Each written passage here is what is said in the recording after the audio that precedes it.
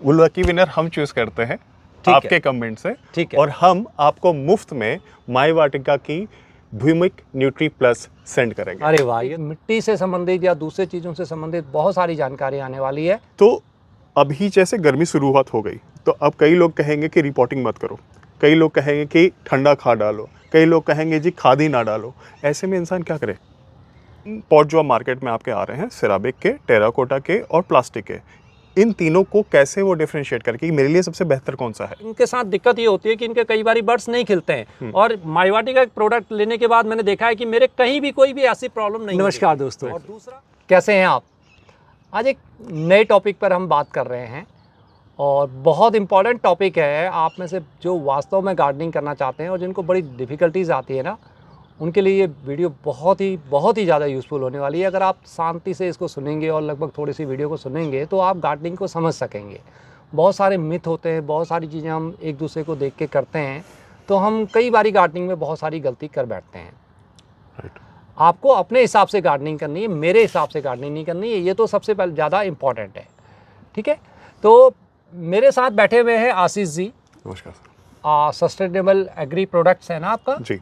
उसके कंपनी के हैं ये मालिक, और इनके प्रोडक्ट बहुत अच्छे हैं। और मैं भी इन प्रोडक्ट के बारे में बात नहीं करना चाहता हूँ, क्योंकि ये कोई दोस्तों यहाँ पर मैं कोई स्पॉन्सरशिप नहीं कर रहा हूँ, लेकिन बस इनके मन में कुछ क्वेश्चंस थे तो मैंने कहा इनको हम रिकॉर्डिंग कर लेते हैं। ये कुछ बेसिक चीज़ें पूछना चाहते हैं तो आपके लिए भी बहुत हेल्पफुल होने वाली है। ये कुछ क्वेश्चंस पूछेंगे, मैं उनका आंसर दूंगा। आपके लिए मिट्टी से संबंधित या दूसरे चीज़ों से संबंधित बहुत सारी जानकारी आने वाली है, तो हमारे साथ रहिए। और वीडियो अगर पसंद आएगी तो दोस्तों पसंद करना, लाइक करना और अपने दोस्तों के साथ भी शेयर करना, और वो आप हमेशा करते हैं। तो आशीष जी, आपका बहुत बहुत स्वागत है मेरे रूफटॉप ऑर्गेनिक गार्डन में। बहुत धन्यवाद। तो आप मेरे से कुछ चीज़ें पूछना चाह रहे थे। ये बैग आज मैंने तैयार किए मॉर्निंग में, और अब ये इवनिंग का वक्त है, तो इन्होंने ये मेरे बैग देखे और ये मैंने आज गार्डन में बाहर ही रखे हुए थे, बहुत ज़्यादा तेज़ धूप नहीं है। तो इनका एक स्ट्रेट क्वेश्चन मेरे पास आया कि सर क्या मिट्टी को तो शायद धूप में नहीं रखना चाहिए? राइट। मैक्सिमम गार्डनर्स जो हैं मिट्टी को फैला के रखते हैं, बहुत ज़्यादा फर्श पर रखते हैं और कहते हैं कि इसको 2-3 दिन की सनलाइट भी देनी चाहिए। क्यों आशीष जी, आप बताइए आपका क्या कहना है इस मामले में? नहीं सर, ये एक्चुअली ये एक बहुत बड़ा मिथ है। बहुत बड़ा मिथ है। क्योंकि सर नेकेड आइज से हम माइक्रोब्स को नहीं देख सकते जी। राइट। और जब हम मिट्टी को अगर हम इस तरह से रख दे तो ये जो आप ब्लैक पोरस देख रहे हो ये तो एक ख़त्म हो जाएगी, यानी कि इसके जो माइक्रोब्स होंगे वो मर जाएंगे। दूसरा कि सनलाइट में आने के बाद अगर आप वो सारे माइक्रोब्स को मार दोगे तो फिर आप एक्सेसिव कंपोस्ट आप डाल रहे हो, एक्सेसिव न्यूट्रिएंट्स आप ऐड कर रहे हो, तो उसका क्या फ़ायदा? एग्जैक्टली यही चीज़ें समझने की होती है। मैं क्या करता हूँ ना, अपनी मिट्टी को रिजिन्यूएट बोलते हैं ना, उसको दोबारा रिचार्ज करने के लिए फैला देता हूँ। ठीक है, तो वो बहुत गलत प्रोसीजर है। आपने देखा है मैंने आज तक कभी कोई वीडियो आपको ऐसे नहीं दी होगी जिसमें मैंने मिट्टी फैलाई होगी, एक्सेप्ट समटाइम्स मिट्टी में कुछ इलीज वगैरह आ जाते हैं या कुछ दूसरी चीज़ें आ जाती हैं, या वाइट वाला जो कीड़ा आता है, इसका नाम मेरे एग्जैक्टली अभी याद नहीं आ रहा, तो तब हमें थोड़ा सा मिट्टी को फैलाना चाहिए, लेकिन वो भी थोड़ा सा छाया में। जैसा आशीष जी ने कहा, ये मिट्टी है ना, ये जीवित मिट्टी है। करेक्ट सर, है ना? करेक्ट। ये इसमें जीवन है, इसमें करोड़ों माइक्रोब्स हैं, और इन माइक्रोब्स को बनाने के लिए ही तो मैं अपनी मिट्टी बनाता हूँ। मैं इसमें ऐड क्या करता हूँ? नीम खली ऐड करता हूँ, वर्मी कंपोज ऐड करता हूँ। मैं क्यों सूखे पत्तों की वो यूज़ करता हूँ? इसलिए नहीं है कि सूखे पत्तों के अंदर मैंने बोल दिया इसके अंदर, जैसे अब बहुत सारे बोलते हैं कि इसके अंदर पोटास है, इसके अंदर सारी चीज़ें हैं, सब चीज़ें हैं। वो चीज़ें कब होती हैं? जब वो माइक्रोब्स रहेंगे। वो माइक्रोब्स जड़ों तक उसको ले जाएंगे। वो एक जो सिस्टम है ना, मिट्टी में जो सिस्टम है, ऊपर से नीचे, नीचे से ऊपर तक, जैसे कैचवे होते हैं वो काम करते हैं, या इस प्रकार के जो माइक्रोब्स होते हैं। अब बहुत सारी चीज़ें हैं दोस्तों, जैसे नाइट्रोजन है, हवा से मिलता है ना, फ्री में मिलता है। लेकिन अगर आपकी मिट्टी में जान नहीं है, और अगर मिट्टी में नाइट्रोजन फिक्सिंग बैक्टीरिया नहीं है, तो वो आएगा नहीं। तो जितनी मर्जी बारिश हो जाए, जितना मर्जी अच्छी क्लाइमेट हो, आप यूरिया डालेंगे बढ़ जाएगा, लेकिन वो यूरिया है, वो आपकी मिट्टी में जान नहीं डालेगा। जान मिट्टी में तभी आएगी जब उसके अंदर माइक्रोब्स होंगे, और इन माइक्रोब्स को अगर हम धूप में रख देंगे तो वो मर जाएंगे। इसी प्रकार से फास्फोरस फिक्सिंग बैक्टीरिया है या पोटास मोबिलाइजिंग है, ये सभी जो होते हैं मिट्टी के ऊपर नीचे आपके चलने चाहिए, और ये सब काम करते हैं हमारे माइक्रोब्स। जैसे आज मैंने बना के इनको रखा हुआ है, लेकिन आप देख रहे हैं आज का टेम्परेचर बिल्कुल बहुत 35 से नीचे 30 के आसपास में है। और ऊपर की थोड़ा सा मिट्टी मेरी सूखी होगी, लेकिन जो नीचे के ये देख रहे हैं आप, देखिए अभी भी इसमें हल्की हल्की आपको ये गीलापन सा महसूस हो रहा है। ये देखिए, तो इसके अंदर इसमें कोई नुकसान नहीं होने वाला और मिट्टी मेरी अच्छी भुरभुरी बनती है। ऊपर का जो लेयर है ना, जो मेरी 9 इंच की मिट्टी होती है, कहीं भी खेत में भी हो, जो 9 इंच की मिट्टी कहते हैं, यानी कि 1 फुट से कम, बस वही है सब कुछ, है ना। बस वही सब कुछ है, मिट्टी की जान ही वही है और वहीं पर हमारा सारा जीवन है मिट्टी में, और ये सारा मिट्टी का खेल ही है। सर उसके बाद भी लोग जहाँ खुदाई होगी जेसीबी से उठा के ले आते हैं, उसके बाद फिर उनका पौधा नहीं लगता, बिल्कुल नहीं लगेगा। लेकिन ये नहीं है मतलब कि उठा के ले आए, लेकिन उस मिट्टी को आप तैयार कीजिए। उसमें तैयार करने के लिए ही तो हम वर्मी कंपोस्ट मिलाते हैं। अब मेरी अगर ऐसी मिट्टी है तो मेरे को इसमें वर्मी कंपोस्ट वगैरह ज़्यादा मिलाने की आवश्यकता फिर बहुत ज़्यादा नहीं है। अब वो तो मैं एक रेशियो आपको बताता हूँ कि हर बारी आप ये सोचना कि एक बारी मैं मिट्टी को इस्तेमाल करूँगा, उसमें 30% कंपोस्ट मिलाऊंगा, ऐसे तो आपके गार्डन में कंपोस्ट ही कंपोस्ट हो जाएगी, और वो भी ज़्यादा होगा तो आपके प्लांट बहुत हरे भरे हो जाएंगे, वो आपको रिजल्ट नहीं देंगे। जैसे बहुत सारे लोग होते हैं, गार्डनर्स होते हैं ना, उनके क्वेश्चन मेरे पास आते हैं कि मेरी बेल बहुत लंबी हो गई है लेकिन मेरी फ्रूटिंग क्यों नहीं हो रही है। रीज़न यही होता है कि उन्होंने कंपोस्ट दे दिया। अब एक छोटा सा एग्जांपल मैं और लूँगा आशीष, ये देखिए, ये प्लांट है मेरा, ये फ्लावरिंग कर रहा है, ठीक है ना। अब अगर इसमें फ्लावरिंग ना आई हो, सपोज कर लीजिए इसमें फ्लावरिंग नहीं आई हुई है, तो दोस्तों अगर इसमें फ्लावरिंग नहीं आई हुई है और अगर मैं कहूँ कि इसमें DAP डाल दीजिए, पोटास डाल दीजिए या थोड़ा सा वर्मी कंपोस्ट डाल दो, क्या होगा? सब बेकार है। क्यों बेकार है? क्योंकि वो ग्रोथ की तरफ जाएगा। करेक्ट सर, है ना। प्लांट को उस टाइम पर जब वो फ्लावरिंग होना चाहिए उस समय वो ग्रोथ की तरफ जाएगा। प्लांट को लगेगा मेरे को ग्रोथ जाना है। एब्सोल्युटली। तो उस टाइम पर उसको ये सब चीज़ की जरूरत नहीं है। जब अगर आपका प्लांट अच्छा मैच्योर हो जाता है, आपको प्लांट के विषय में पता होना चाहिए। अडेनियम 1-1.5 साल के बाद ही फ्लावरिंग करता है, ये पता होना चाहिए। और एडेनियम की ग्रोथ बहुत स्लो होती है, ये मुझे पता होना चाहिए। मुझे परेशान नहीं होना है। मेरा 4 महीने का एडेनियम है, इतना है ना, तो रहने दीजिए, उसको बढ़ने दीजिए, बस स्वस्थ रहिए, उसको आराम से सहलाते रहिए, उसको पानी की उसकी देखभाल करें और सही टाइम पर, मैं ये कहना चाह रहा हूँ कि सही टाइम पर उसको फर्टिलाइज करेंगे तभी प्लांट ग्रो होगा। तो मिट्टी के अंदर बहुत कुछ है, ज़्यादा डालने की आपको आवश्यकता नहीं है ना आशीष जी? बिल्कुल सही सर। चलिए सर, एक जनरल क्वेश्चन आता है आजकल के, खास करके जितने व्यूअर्स होते हैं, खासकर यूट्यूब चैनल में, सोशल मीडिया में आजकल बहुत गार्डनिंग की वीडियोस आती है जिसको लोग देख करके कंफ्यूज होते हैं कि कौन सा टिप्स एंड ट्रिक्स ले। तो अभी जैसे गर्मी शुरुआत हो गई तो अब कई लोग कहेंगे कि रिपोर्टिंग मत करो, कई लोग कहेंगे कि ठंडा खाद डालो, कई लोग कहेंगे जी खाद ही ना डालो। ऐसे में इंसान क्या करे? बहुत अच्छा क्वेश्चन है। मैं भी कहता हूँ बिल्कुल ऑफकोर्स खाद नहीं डालनी है इस टाइम पर। देखिए, कोई भी वर्मी कंपोस्ट हो या गोबर की खाद हो, खाद कोई भी जाएगी, गर्मी वो थोड़ा सा जड़ों में गर्मी पैदा करेगी। मैंने अपना प्लांट ये नीचे रखा हुआ है, ये मेरा नीचे फर्श है। आज मौसम अच्छा है, अदरवाइज दोपहर में यहाँ आके आप पैर नहीं रख सकते हैं, है ना। आपका पैर जल जाएगा, 1 सेकंड के लिए भी हम पैर नहीं रख सकते। तो हमारा पोर्ट तो वहीं रहता है, है ना। तो वो नीचे से जो हीट आ रही है, ऊपर से जो हीट पड़ रही है, उसके बावजूद मैं उसमें खाद डाल रहा हूँ, तो आपका प्लांट 100% मरेगा। करेक्ट। कोई खाद ठंडी गर्म नहीं होती है, वो तो आपको डालने का सिस्टम होना चाहिए। कोई भी खाद ऐसी नहीं है कि यार बहुत ज़्यादा मैं कहूँ कि ये गर्म है या ठंडी है। हाँ, अगर आपको इतनी ही आवश्यकता है कि आपका प्लांट ग्रो नहीं कर रहा और आपको लगता है, तो सबसे पहले आपको ये देखना है कि इस समय मेरा प्लांट डोरमेंसी में तो नहीं चले गया, है ना। देखिए 46 टेम्परेचर है, आई डोंट थिंक कि कोई भी प्लांट आपको उसमें फ्रूटिंग देगा या फ्लावरिंग देगा, बिल्कुल नहीं देगा जब तक कि वो 46 के लिए बना ना हो। बिल्कुल। एडेनियम बना है 40 to 45, 43 तक, है ना। 46 में मैंने देखा मेरे एडेनियम में भी फ्लावरिंग कम हो जाती है, और उस टाइम पर एडेनियम क्या करता है, अपने आप को सेव करने की, अपने आप को बचाने की कोशिश करता है। हर एक किसी की होती है। प्लांट की मेरे को रिक्वायरमेंट समझनी है। प्लांट उसमें आपसे भोजन नहीं मांग रहा है, प्लांट आपसे पानी मांग रहा है। तो गर्मियों में मेरे को उसको लिक्विड देना है, तो उसी लिक्विड में आप वर्मी कंपोस्ट को दे दीजिए। वर्मी कंपोस्ट का 100 ग्राम मत लीजिए, मैं कहता हूँ जस्ट 20 ग्राम लीजिए।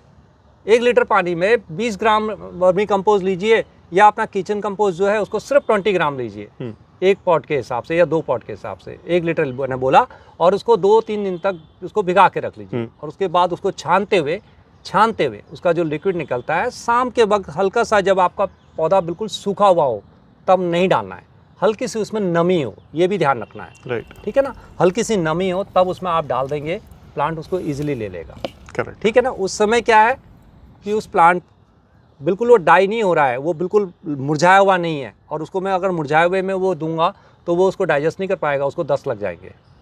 है ना? True, very true. यही जो चीज़ हमारे साथ होती है वही प्लांट्स के साथ भी होती है। तो मेरे को उसको ओवर डाइजेशन नहीं देना है। तो उस समय हम क्यों कहते हैं कि जब हमें लिक्विड फर्टिलाइजर देना है तो आपके प्लांट में थोड़ा सा नमी मिट्टी के अंदर होनी चाहिए। प्लांट बिल्कुल डाई ऐसे ना हो कि झुका हुआ हो और आप उसको वर्मी कंपोस्ट की चाय पिला रहे हैं या कोई भी कंपोस्ट की चाय पिला रहे हैं, तो वो उस समय उसको एक्सेप्ट नहीं करेगा। प्लांट को उस समय पहले पानी, हल्का सा पानी डालिए, थोड़ी देर उसको सेटल होने दीजिए, उसको होने दीजिए। उसके बाद थोड़ा सा उसमें छिड़काव कर दें, हल्का सा हाथ छीड़ दें और थोड़ा सा नीचे रूट जॉन में उसके यहाँ पर डाल दें, तो वो उसके लिए ठंडी खाद हो गई, यानी कि वो ठंडे में उसको सह लेगा। बट हाँ, गर्मियों के अंदर किसी भी प्रकार की कंपोस्ट को अपनी खाद में ऐड नहीं करना चाहिए। क्यों आशीष जी, आप भी मानेंगे? या बिल्कुल सर, बिल्कुल। इसलिए क्योंकि जब हम कोई कंपोस्ट बनवाते हैं या ready to mix potting mix बनवाते हैं तो सर इसमें एक प्रोसेस होता है। अगर आप उसको एयर के प्रेजेंस में किसी भी चीज़ को मिलाते हो, that is called aerobic process. Aerobic process, yes. तो इसमें क्या होता है सर कि इसमें कंपोस्ट भी गर्म होता है, इसमें मिट्टी भी गर्म होती है, और उस वक्त अगर आप किसी भी पौधे को लगाते हो तो वो पौधा नीचे से गल जाएगा, गल जाता है, ऑफ कोर्स गल जाता है, राइट। इसीलिए जो कंपोस्ट की मात्रा होती है ड्यूरिंग हीट टेम्परेचर, और अगेन मैं ये चीज़ जरूर ऐड करना चाहूँगा सर कि भारत के हर एक स्टेट की अपनी एक क्लाइमेट कंडीशन है। बिल्कुल, बिल्कुल। इस चीज़ का ध्यान देना है। ऐसा नहीं है कि मैं दिल्ली में बैठा हूँ तो दिल्ली के हिसाब से मैंने कहा है, नहीं, ये पूरे भारत में इस तरह की बात कही जाती है कि आप जिस राज्य से हैं, अगर आपके यहाँ ह्यूमिडिटी है तो आप प्लीज़ डालिए, कोई प्रॉब्लम नहीं है। लेकिन अगर आपका पूरा स्टेट पूरा ड्राई है, बहुत ज़्यादा गर्मी, तो आपको फर्टिलाइजर का इस्तेमाल थोड़ा कम करना चाहिए। बिल्कुल, बिल्कुल। इसीलिए मैंने ना टेम्परेचर की बात की थी। बहुत सारे हमारे साउथ के होंगे या बंगलौर जैसा शहर है जहाँ ऐसी दिक्कत नहीं है, तो वहाँ फर्टिलाइजर डालने में कोई दिक्कत नहीं है ना, वहाँ पर हमें कोई भी ऐसी कोई प्रॉब्लम आनी नहीं चाहिए। शायद आप नहीं बनाते हो, लेकिन मैंने तो कंपोस्ट बनाई हुई है ना, मैंने जैसे मैंने कंपोस्ट तैयार कर लिया, उसको 15-20 दिन बाद आप उसमें हाथ डालेंगे, बहुत ज़्यादा गर्म होता है, तो वो बताता है कि आपकी खाद कितनी ज़्यादा गर्म है और कितना रेडी होने बाकी है, होनी में बाकी है। और वही खाद जब बन के तैयार हो जाती है, बिल्कुल जब तैयार हो जाएगी ना, उस कंपोस्ट में आप हाथ डालेंगे और वो बिल्कुल ठंडी हो गई, that means that is ready to give to plants. अगर आपकी फ्लावरिंग नहीं हो रही है ना, तो वो रीजन सिर्फ खाद से नहीं है। मेरा एडेनियम का है तो मैक्सिमम क्वेश्चन ये आते हैं कि आप कौन सी खाद डालते हो, और मैं तो बोल चुका हूँ, मैंने एक बार सॉइल मिक्स बनाया, उसमें दोबारा खाद नहीं डालता मैं, थोड़ा बहुत मैंने लिक्विड फर्टिलाइजर दिया हुआ है, 1-2 चीज़ें मैंने जो आपने भी बताई हैं, सीवीड्स, माई वाटिका से, यस, तो वो चीज़ें मैंने इसमें से डाली हुई हैं, स्प्रे किया हुआ है, क्योंकि इनके साथ दिक्कत ये होती है कि इनके कई बार बर्ड्स नहीं खिलते हैं। और माई वाटिका का प्रोडक्ट लेने के बाद मैंने देखा है कि मेरे कहीं भी कोई भी ऐसी प्रॉब्लम नहीं है, देखिए। और दूसरा, इनको रिक्वायरमेंट क्या आजकल गर्मियों में? पानी। अब बहुत सारे लोग हैं 2-2 दिन से पानी नहीं डाल रहे, उनके कर्ल्स होंगे, पत्तियां उनकी सिकुड़ जाएंगी। वो क्या बता रही है? वो मैं बचना चाह रहा हूँ, मैं हीट से बचा रहा हूँ, तो अपनी पत्तियों को सिकुड़ेगा। ये एडेनियम की बात है। गुलाब की पत्तियां सिकुड़ रही हैं तो उसका मतलब है उसमें माइट्स का अटैक हुआ है। तो ये चीज़ें पहचाननी है, अपने प्लांट की आवश्यकता को पहचाने। मैंने अभी एक वीडियो बनाई थी गुलाब की, और उसमें बताया था कि कुछ आप मल्चिंग इस प्रकार से करें। तो बहुत सारे लोगों के क्वेश्चन थे कि उसमें गुड़ाई कैसे करेंगे।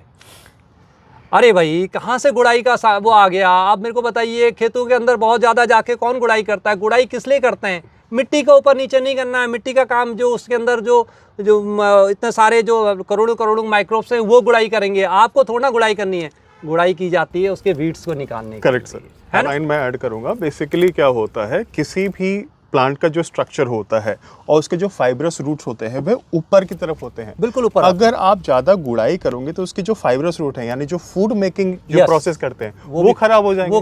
तो फिर आपकी फ्लावरिंग कहाँ से होगी? फ्लावरिंग का फिर वो पौधा वापस से अपने आप को बनाने में जुट जाएगा। बिल्कुल, एग्जैक्टली। और फिर आपसे लोग कहेंगे कि जी एनपीके डालो। सर, एक क्वेश्चन और है मेरा इसे, बहुत कॉमन क्वेश्चन है। वो कॉमन क्वेश्चन ये है कि एनपीके डालो, पोटाश डालो, फिर डीएपी डालो, ये मिक्सचर खाद आजकल बहुत ज़्यादा ट्रेंडिंग चल रही है मार्केट में। सर, पौधे क्या इससे बच रहे हैं या ग्रो हो रहे हैं? आशीष जी, मेरे गार्डन का नाम मैंने रूफटॉप ऑर्गेनिक रखा हुआ है। Absolutely sir. कहीं से भी कोई मिट्टी टेस्ट करा लो, ऑर्गेनिक ही है जी। बिल्कुल केमिकल एलिमेंट्स इसमें आता है। कैसे आता है? कई बार मैं पॉलीथीन में बैग में पॉलीथीन में कोई प्लांट लेके आता हूँ, है ना, उसके अंदर जैसे सर्दियों का प्लांट लेके आ गया, वो केमिकल फ्री नहीं होता है, मुझे पता है। जैसे मैं कोई छोटा प्लांट लेके आया, उन्होंने उसमें डीएपी वगैरह डाली होती है, उसी को मैं अपने मिट्टी पे भी डालता हूँ। लेकिन मैं अपने वहाँ पे किसी भी प्रकार का कोई केमिकल यूज़ नहीं करता हूँ। वो मेरी मिट्टी को ख़राब कर रहे हैं, बिल्कुल ख़राब कर रहे हैं, हमारे इन्वायरमेंट को ख़राब कर रहे हैं।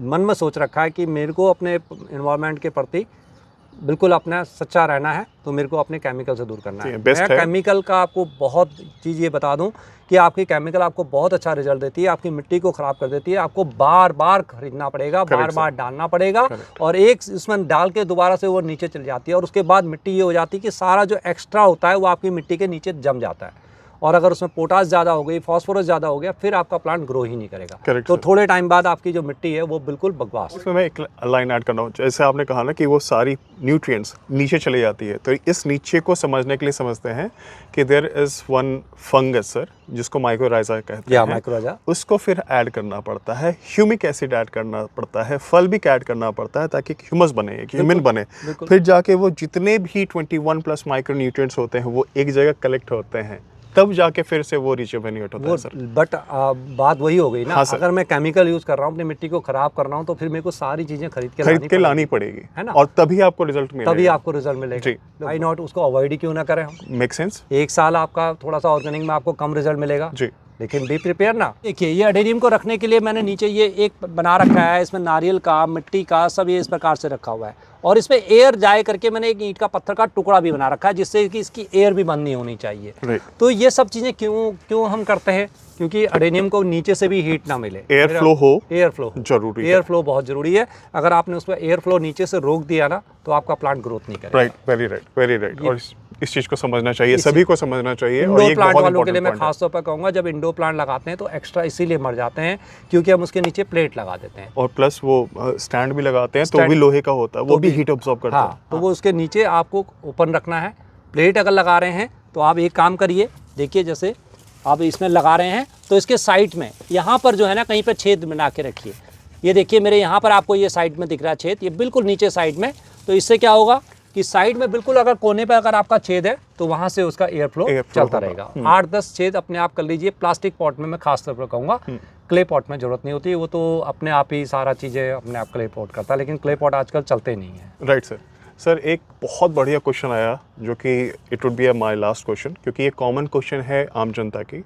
सर पॉट फैक्टर बहुत ज़्यादा है, राइट, जो कि हम समझते हैं, लेकिन एक जो नया गार्डनर है उसे लगता है कि जो पॉट सुंदर दिख रहा है वो मार्केट से ले आता है क्योंकि they want to look beautiful, right. लेकिन सर इसे लोगों को समझना पड़ेगा कि 3 पॉट जो मार्केट में आपके आ रहे हैं, सेरामिक के, टेराकोटा के और प्लास्टिक के, इन तीनों को कैसे वो डिफरेंशिएट करके मेरे लिए सबसे बेहतर कौन सा है, क्योंकि अगर वो डायरेक्ट सेरामिक में लगाता है तो पौधा मरता है, पौधे की ग्रोथ नहीं होती क्योंकि उसमें किसी तरह के होल्स नहीं होते, एयर सर्कुलेशन नहीं होता। सेकेंडली जो प्लास्टिक के पॉट्स होते हैं they are very thin layers, तो और उसमें नीचे छेद होते हैं जिससे कि एरेशन अच्छी होती है।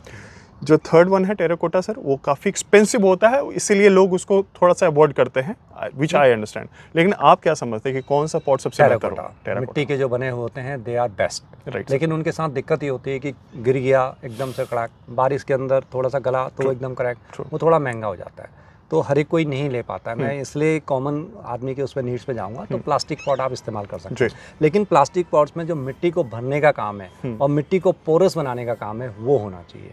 प्लास्टिक पॉट को आप जब भी नीचे से भरते हैं तो नीचे से भरने के लिए उसको हमेशा नीचे से, मैं आपको दिखाऊं तो किसी भी पॉट के अंदर आपको ये देखिए, आप ये पॉट मैंने भरा है तो इसको नीचे तक पूरा एक लेयर जो है आपको आधा पूरा कंकड़ पत्थर से भरना है, जिससे कि सारा यहाँ पर एयर सिस्टम रहे। उसके बाद थोड़ा सा यहाँ सूखे पत्ते, ठीक है, उसके बाद 4-5 इंच की लेयर मिट्टी की दीजिए, बहुत है। मैं ये ना सोचूं ना कि मिट्टी मेरी ज़्यादा होगी तो मेरे को रिजल्ट अच्छा मिलेगा, ऐसा नहीं है। मिट्टी बड़े पॉट में अगर आप छोटे से प्लांट को लगाएंगे तो 100% मरेगा ही मरेगा, तो इसलिए मिट्टी अच्छी होनी चाहिए। प्लास्टिक पॉट को आप इस्तेमाल कर सकते हैं, जैसे कि आप सब कर सकते हैं। ग्रो बैग अगर यूज़ करते हैं तो वो भी अच्छा है, लेकिन ग्रो बैग सिर्फ वही इस्तेमाल करें जिनको वाटरिंग का सिस्टम पता है। ओके सर ये क्योंकि एक बहुत महत्वपूर्ण आइडिया है। बेसिकली जैसे आपका प्लांट है, ये प्लांट की आकार बड़ी है तो आपने बड़े आकार का एक गमला लिया है, बड़ा लिया सर। अधिकतर लोग क्या करते हैं कि चलो ना यार एक ही बार में ले लेते हैं और ऐसे में वो छोटे पौधे बड़े गमले में लगा देते हैं। बिल्कुल। तो ये चीज़ जरूर समझाना है सर, क्योंकि पहले वो रूट ग्रोथ पे लगाएगा ताकि उसके बाद फिर वो अपने अपर ग्रोथ पे लगाएगा। इसका एक एग्जांपल आपको देता हूँ। बहुत सारे लोग कहते हैं मैंने नींबू का प्लांट नर्सरी से लेके आया, ठीक है, अच्छे खासे 3-4 नींबू लगे हुए थे, नर्सरी वाले लगा के देते हैं। बिल्कुल, ठीक है, वो कहते हैं ले जाए, और लगने भी चाहिए उसमें नींबू, क्योंकि वो ग्राफ्टेड है तभी उनके लग गए। ट्रू, ठीक है। अब मैं घर आया, मैंने क्या करा, 18 इंची का एक बड़ा सा पॉट लिया, बड़ी अच्छी मिट्टी बनाई, सब कुछ वैसे ही किया जैसे बताया, जैसे मैं भी वीडियो में बताता हूँ, सब ने यही किया। अब उसके अंदर मैंने उसको 18 इंची में डाल दिया। राइट। ठीक है, जी। तो क्या नेक्स्ट ईयर मेरे को फ्रूटिंग देगा? नहीं सर, बिल्कुल नहीं देगा। नहीं देगा। क्यों? क्योंकि वो अपनी जड़ों को फैलाएगा। वो कहेगा भैया मेरे को तो मौका मिला है, मैं खुद फैलूंगा, है ना, वो right, खुश हो जाएगा प्लांट, right. और वो फ्रूटिंग पे ध्यान नहीं देगा। उसका सारा जो पावर है वो ग्रोथ पे जाएगा, वो अपनी जड़ों को नीचे तक ले जाएगा। 4 साल तक उसमें फ्रूटिंग होगी ही नहीं, ये शर्तिया बात है। बताइए, और लोगों को ये चीज पता नहीं है और वो बेचारे खाद पे खाद डालते जाते हैं और फिर प्लांट मर जाता है। मर जाता है, या पानी ज़्यादा डाल देंगे, प्लांट मर जाएगा। बिल्कुल, क्योंकि ना बड़े पॉट में आपकी मिट्टी बहुत गिली है, आपको नीचे से तो मिट्टी गिली है, ऊपर से थोड़ा सा सूखा, आपने पानी डाला, छोटा सा पॉट है, उसमें पानी नीचे अटक रहा है, कुछ आपको पता नहीं, और प्लांट जो है आपका ग्रो नहीं करेगा, या उसमें माइट्स वगैरह थ्रिप्स का अटैक होगा, कुछ भी होगा। जहाँ नमी ज़्यादा होगी वहाँ ये सब चीज़ें आती हैं, तो वहाँ आपका प्लांट मर जाएगा। तो मेरे को करना क्या है, जब मैं नर्सरी से जब नर्सरी से कोई भी फ्रूटिंग प्लांट कोई भी आप लाते हैं, उसके आकार को देखिए और उससे थोड़ा सा बड़ा पॉट लीजिए जो उसका। अब ये देखिए कि मैं नर्सरी से लाया हूँ, मैं आपको बहुत अच्छी तरह से एग्जांपल देता हूँ। देखिए नर्सरी से लाया हूँ, उसका पॉट इतना बड़ा है, ठीक है, तो आपको इतने बड़े बैग में भी नहीं लगाना है, उससे सिर्फ 2 अंगुल का जो बड़ा पॉट साइड से आता है, यानी कि इतना बड़ा पॉट आपको उसका लेना है, उसके अंदर उसको डालना है। 1 साल रहने दीजिए, अच्छी तरह से ग्रो कीजिए। नेक्स्ट साल आप देखेंगे उसमें फ्रूट 100% फ्लावरिंग आएगा। कोई भी प्लांट आपको फ्रूटिंग तभी देता है जब वो अपनी नीचे रूट्स को पूरा बना लेता है ना। अडेनियम भी ऐसा नहीं है, अभी मैंने अडेनियम लगाया फ्लावर आ गया, वो पहले से हो उसके स्टॉक में वो पावर, वो अलग बात है।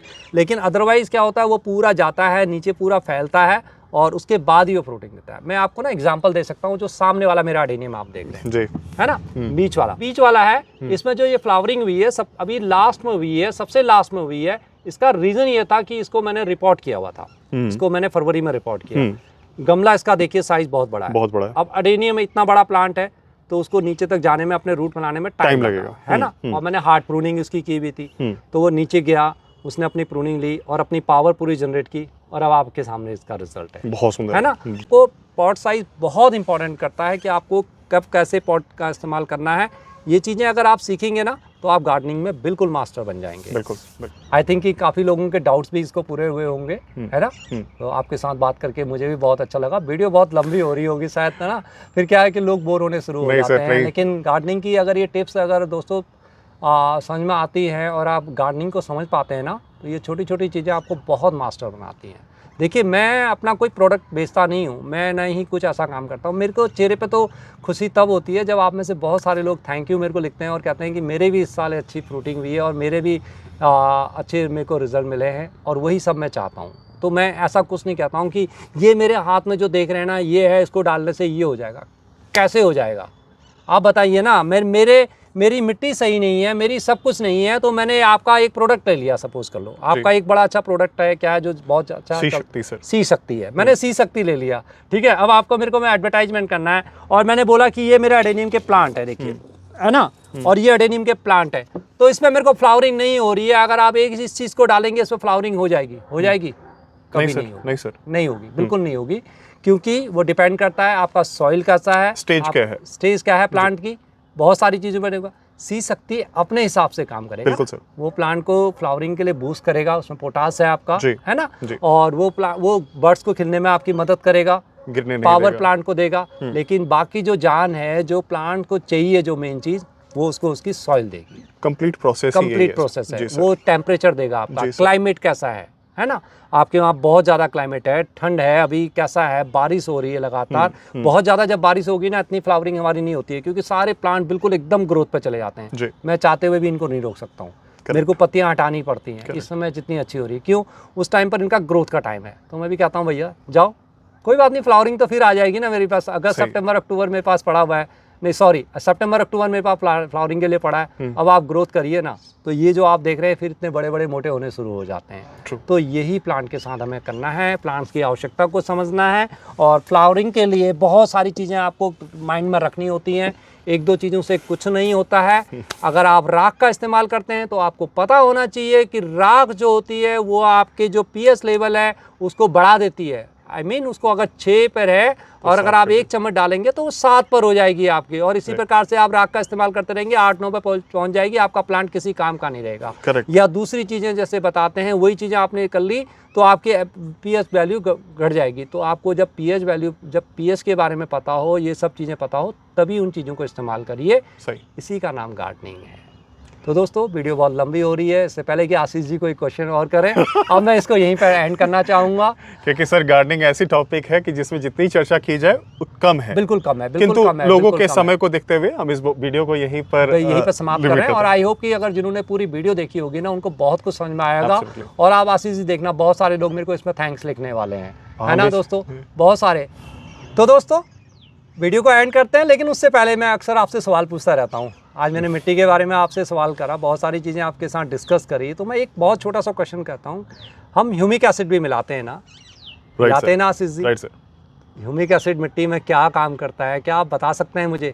अगर आप सही बताएंगे ना, 10 में से मैं पहले 10 जो सही आंसर होंगे उनमें से एक को लकी विनर चूज करूंगा। सर जी, वो लकी विनर हम चूज करते हैं आपके कमेंट से, ठीक है, और हम आपको मुफ्त में माई वाटिका की भूमिक न्यूट्री प्लस सेंड करेंगे। अरे वाह, ये तो बहुत ही बढ़िया बात हो गई, ये तो और भी अच्छी बात हो गई। लेकिन जी मेरा खर्चा भी बचा दिया उन्होंने। तो आशीष जी ये रही ना, डन रही ना? Done sir. तो आप बिल्कुल उनको पहुंचाएंगे, ठीक है? मैं चूज करूंगा, 10 में से मैं आपको बोल दूंगा, और आप उनके नाम ज्यादा बढ़िया रहेगा कि मैं चूज करूंगा, क्योंकि है ना। तो बिल्कुल, उसके बाद मैं आपको उनका नाम एड्रेस भेज दूंगा, तो उनके पास वो पहुंचना चाहिए।